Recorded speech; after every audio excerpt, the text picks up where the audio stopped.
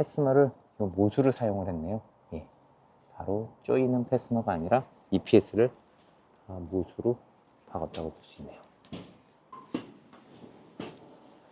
여기 굉장히 집중적으로 수분 피해를 많이 입은 구간. 지붕 위쪽 한번 둘러보도록 해보겠습니다. 네. 지붕은 이중 그림자 싱글을 사용했고, 이렇게 수분 문제를 가지고 있다라고 하는 이런 이끼는 아니지만 이끼류의 수분 징후를 좀 보여주고 있고요.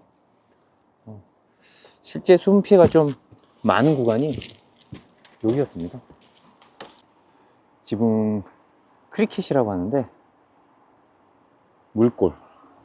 물골을 만나는 곳, 저런 부분들이 전부 다 수분 피해가 있었습니다. 누수 흔적, 그리고 썩은 흔적, 그런 부분들이 있었고, 다행히 요 스카이라이트 창은 플래싱이 좀 부족했음에도 그냥 실내에 결로적인 수분 문제가 있었고요. 이렇게 보면 물이 모이는 저런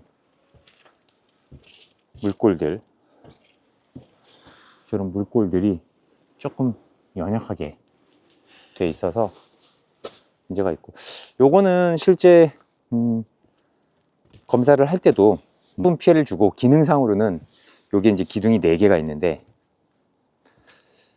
4개 다 없애는 게 좋다 라고 권장을 드렸고, 실제 그거에 이제 동의를 하셨는데요. 이게 건축법이라고 해야 될까요?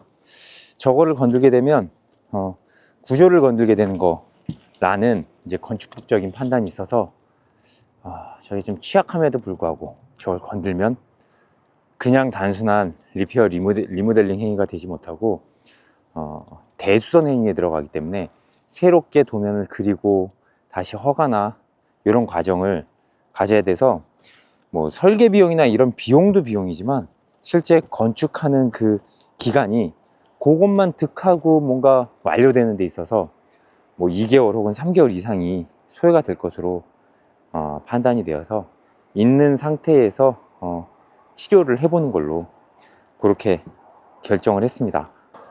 리지벤트가 있는데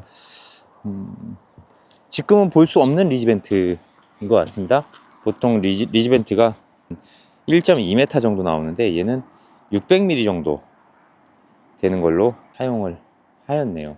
그리고 적절하지 않은 못을 사용해서 리지벤트를 쳤고요. 전체적으로 지붕 모양은 이렇습니다. 네. 물 피해를 아주 집중적으로 입진 않았지만 주기적으로 입었고, 지금 여기가 이제 굴뚝으로 보이는데, 굴뚝 같은 경우도 이 철제 자체가 이렇게 노출되고 색이 변화된 게 열을 먹었다는 얘기거든요. 그 자체도 일단 문제라고 볼 수 있고, 이 안에 내화 처리라던가 이런 부분들이 지금 없기 때문에 화재 피해 위험도 굉장히 컸을 것으로 검사 당시에는 판단을 했어요. 근데 진짜로 화재 피해가 있었습니다. 화재가 나진 않았지만 아주 큰일 날 뻔한 그런 현상들을 실내에서 관찰을 해볼 수가 있습니다.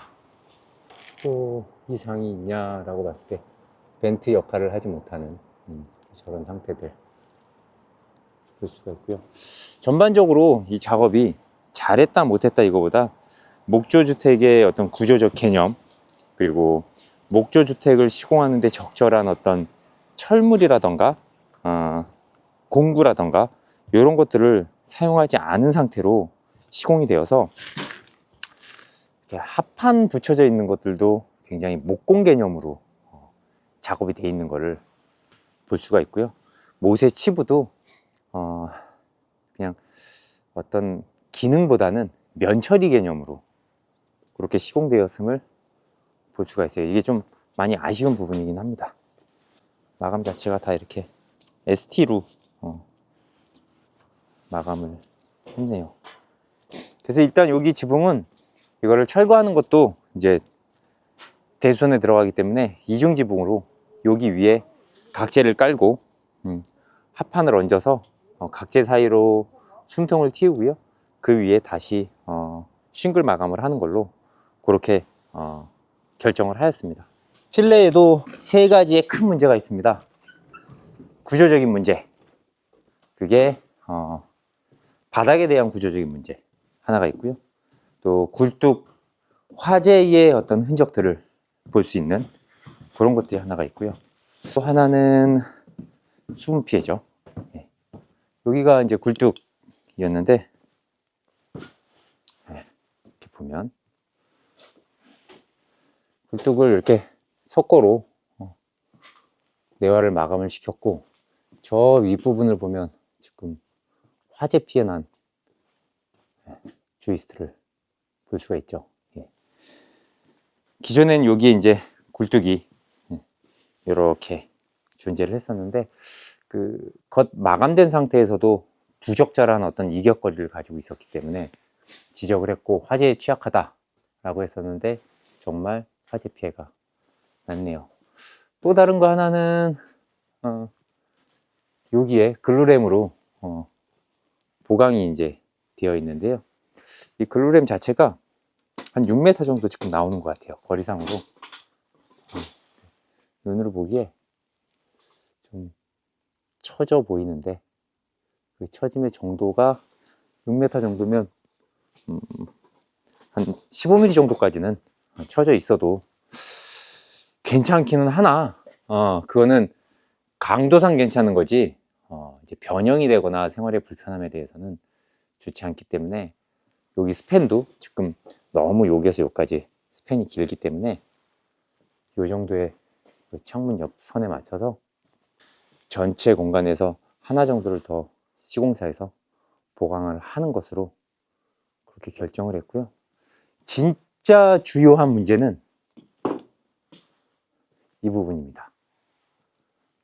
한눈에 보이진 않습니다. 지금 단열이 처리가 돼 있고 이렇게 되면 한눈에 보이진 않지만, 그래도 한 개 한 개 보여드리면, 이렇게 바닥 조이스트가 완전히 다 잘라져 나갔죠.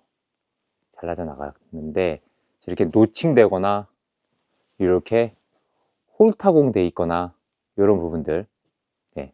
이것도 또 하나의 홀타공 된 게 보입니다. 네. 이렇게 보, 저게 이제 보이고요. 보에 조이스트들이 이렇게 묶인 건데, 그 힘을 받는 볼을 이렇게 홀을 타공해 놨기 때문에 지금 부러졌죠. 예. 그리고 그 옆에 보가 또 붙습니다. 이런 식으로 또 큰 보가 또 하나가 붙어서,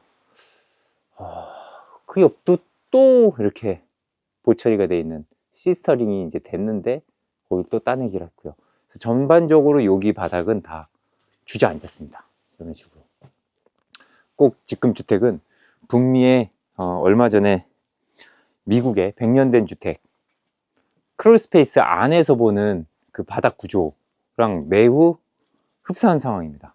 그래서 여기서는 이제 눈으로 이제 쳐진 게 크게는 안 보이지만, 위로 올라가 보시면 여기가 집이 좀 커요. 100평 정도가 되기 때문에 굉장히 웅장합니다. 기존에 여기도 이제 바닥이 조금 주저앉았다, 걸레바지가 다운됐다 라고 이제 결과를 했는데, 이제 더 심한 거는 여러 보수를 통해서 여기를 보시면 화면상으로 잘 보이진 않을 것 같은데요. 여기가 이제 푹 꺼졌습니다. 푹 꺼졌고, 실제 어느 정도 꺼졌냐면 이만큼이 꺼졌습니다.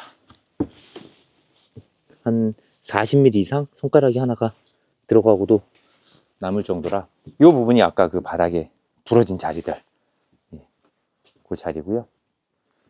화장실은 방수를 일반적인 콘크리트 공법에서 사용하는 그 아스팔트 폴탕, 그냥 콜탕이라고 합니다. 예. 콜탕을 쳐서 그 콜탕 냄새가 가시지도 않았고, 또 누수가 너무 오랫동안 되다 보니까 몇 년간 여기는 이제 욕실을 거의 사용하지도 않았고, 또 욕실 자체의 천장이 거의 한 4m, 5m 정도 이렇게 높아 가지고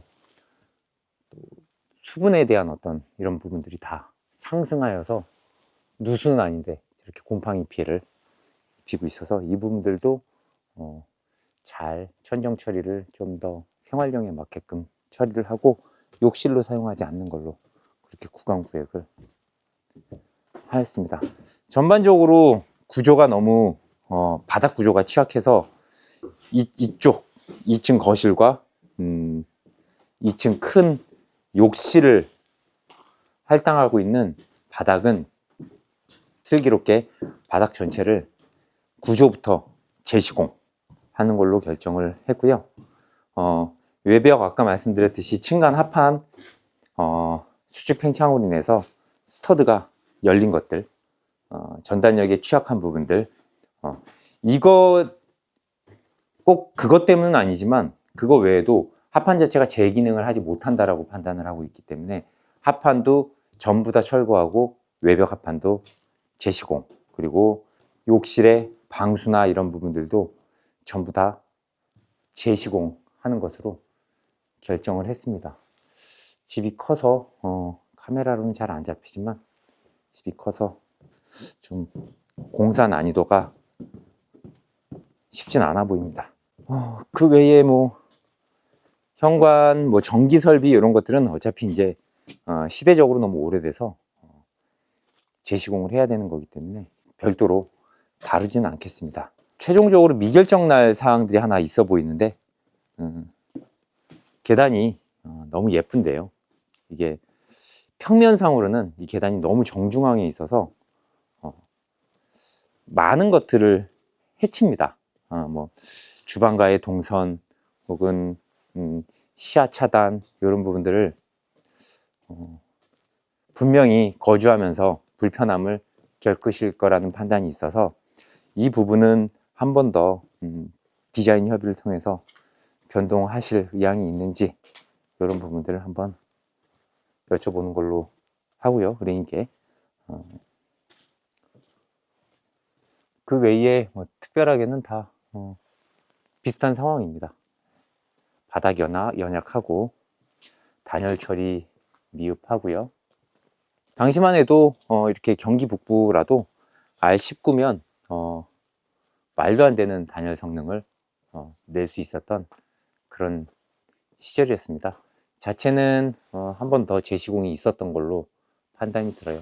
위에 요즘은 모두 다 스크류로 처리를 해야 유사시에 화재 발생 시에 그 어떤 내화에 대한 피해를 버텨낼 수 있는 등급이 나오고 시간을 벌게 됐지만 당시만 해도 그냥 내장의 개념으로 이렇게 사둘둘. 근데 이 사둘둘 탁하만 봐도 알 수 있는 게 요거는 20년이 채 안 된 거다. 20년 정도밖에 안 된 거다라고 볼 수가 있고요. 2000년도에 지었다면 사둘둘은 많이 보기 어려웠고 10둘둘 요거보다 면이 요거는 4mm지만 옆으로 좀 폭이 커서 한 10mm 정도 나오는 그런 것들을 사용했을 시기이기 때문에 요것만으로도 한 번 이상 뭔가 리모델링을 했구나 라는 것도 추정해 볼 수 있습니다. 단열재 색상도 다르죠. 이 노란색과 빨강색 이런 부분들도 좀 달라 보이고요.